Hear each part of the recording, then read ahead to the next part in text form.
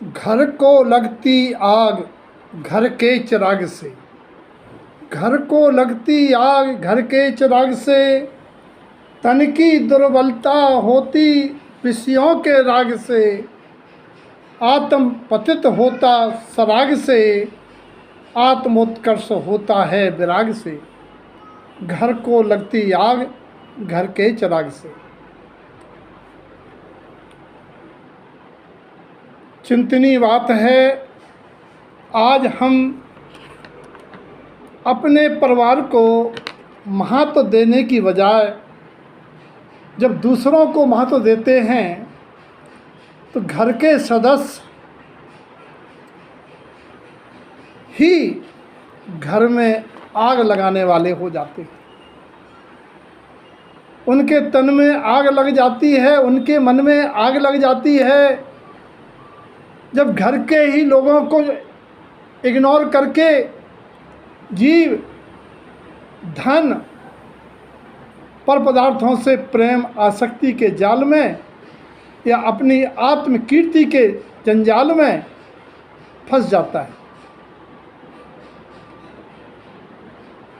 इसीलिए आज हम शुरू करते हैं कि जो तन से वृद्ध हैं, तन से बूढ़े हैं, लेकिन धन से समृद्ध हैं और मन से तो और ज़्यादा समृद्ध हैं, ऐसे बुजुर्ग कहीं घर में आग तो नहीं लगा रहे हैं। कैसे? घर के व्यवस्था में दखलंदाजी देकर, हस्तक्षेप कर कहीं बच्चों बंगों पोते पोतियों पर टोका-टाकी करके वे उन्हें नकारात्मक वाक्य बोल के, जो नहीं करना चाहिए ऐसे वाक्य बोल के उनको कहीं प्रेरित तो नहीं कर रहे हैं कि हम करके देखें कि दादू ने क्यों मना किया। विचार करने की बात है। और परिवार में आग लगती है सहनशीलता के अभाव में, विवेक के अभाव में और अधीर होने के कारण। बच्चों बंगों को अपने समान अनुभव की अपेक्षा रखने से कि मैं ऐसा था, ये बंगें ऐसी हैं, ये लड़का ऐसे हैं। अरे भाई, उनकी भूमिका देखो, उनके ज़माना देखो, उनका खान पान देखो, उनकी शिक्षा देखो, उनके बचपन के संस्कार देखो। तुम बुजुर्गों ने जो संस्कार लिए हैं, आज ये संस्कार कहाँ मिल रहे हैं? आज वो खान पान कहाँ हो रहा है? तुमने हाई स्कूल तक पिक्चर नहीं देखी होगी, तुमने मोबाइल के बारे में कल्पना नहीं की होगी। तुम अपने अनुभवों से उनके अनुभवों को मत जोड़ो। परिजनों की गलती को देख के अनदेखा करना सीखो, अगर घर में आग नहीं लगानी है तो। और बुजुर्गों, अपने संपत्ति का, अपनी पेंशन का घमंड मत करो, मत इतराओ। ये मत बोल देना कि मेरी पेंशन से खा रहे हैं, ये मत बोल देना कि मैंने कमाया तुझे।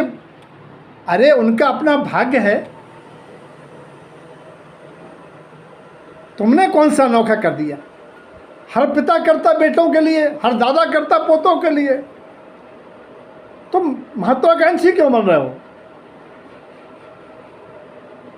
कभी ये मत कह देना मैं अलग बना लूँगा, अलग बनाने वाली रख लूँगा। अंत में यही परिवार के लोग काम आएंगे।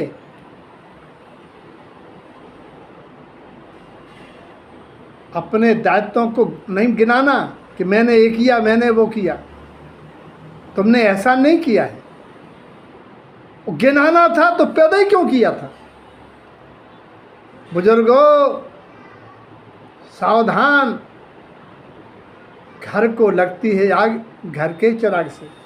और संसार की बात, व्यवस्था कर्माधीन है।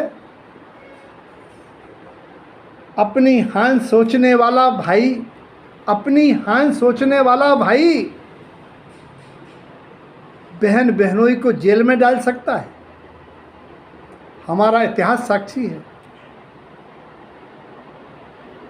अपनी जान बचाने की भय से मामा भांजों की हत्यारा बन सकता है। सौतेलेपन के भाव से मां अपने बेटे को अधिकार दिलाने के लिए अपनी जेठानी के बेटे को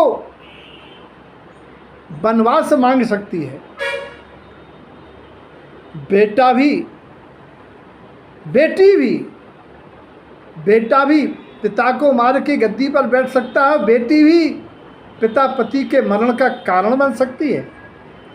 भाई भी भाई के नाभि का अमृत बता देता है कि नाभि में अमृत छपा है, क्योंकि भाई भाई को लात मार के निकाल देता है।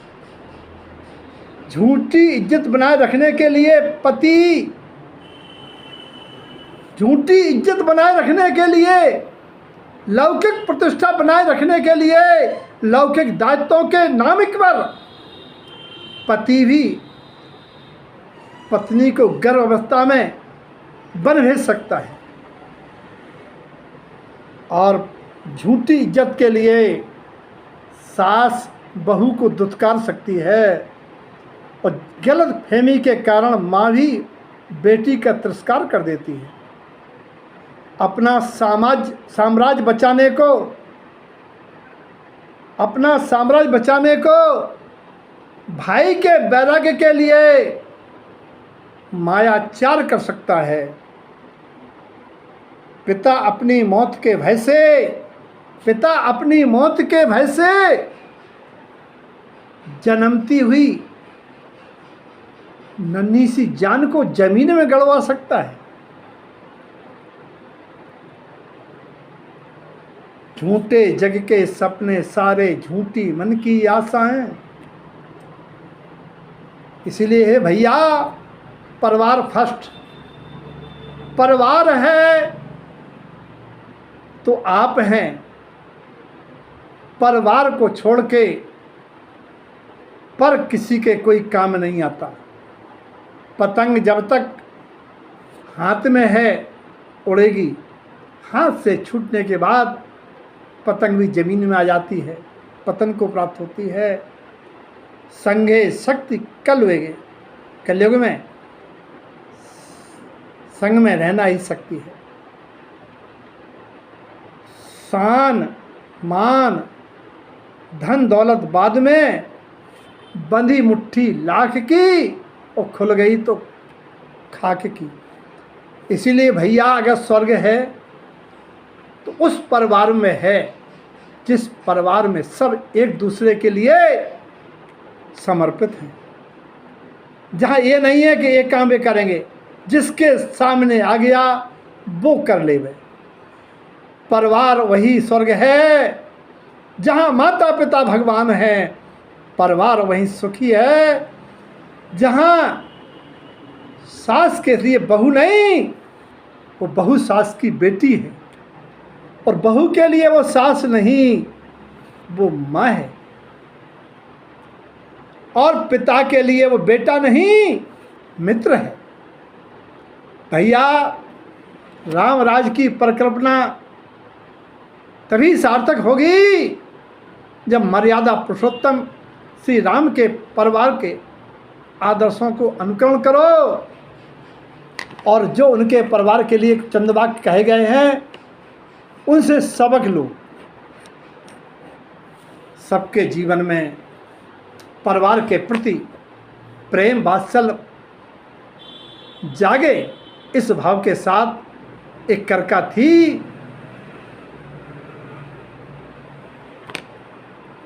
घर के चिराग से।